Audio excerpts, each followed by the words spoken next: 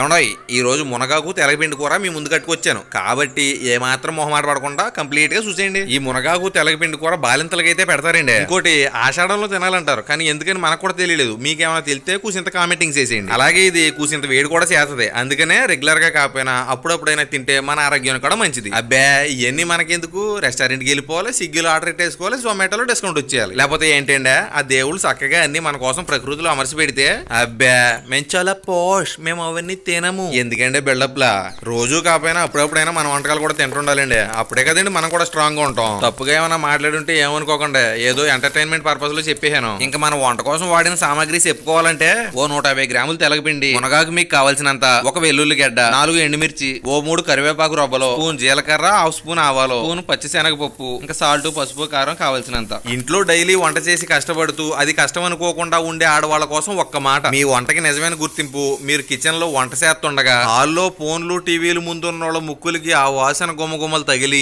వాళ్ళ మీ ముందుకు వచ్చి నిలబడి నా కూసంత ఎట్టవా అని అడిగితే మీరు పెట్టే ఆ కూసంతా వాళ్ళ నాలుకను ముద్దాడగానే ఒక్కసారిగా వాళ్ళ మైండ్ లో ఉన్న టెన్షన్లన్నీ ఉష్కాకైపోయి మూతి మీద చిన్న సిరినో వత్త చూడండి. అది కదా మీ వంటకి అసలైన గుర్తింపు అంటే. పెళ్ళైన మగాడికి ఆడ మనిషికి ఉండే తేడా ఏంటో తెలిసిండే. మగాడి జీతానికి పని చేస్తుంటే ఆడ మనిషి మాత్రం జీవితాంతం జీతం లేని ఇంటి పని చేస్తుంటదండి. మన వీడియోలు మీకు నచ్చిందని అనుకుంటున్నాను. ఏమన్నా తేడా బోడలు ఉన్నా చెప్పండి, చేసేద్దాం. మన వీడియోలు మీకు నచ్చితే ఓ లైక్, కుదిరితే ఓ కామెంట్, వీలైతే ఓ సబ్స్క్రైబ్ చేసేసుకోండి చెప్తాను.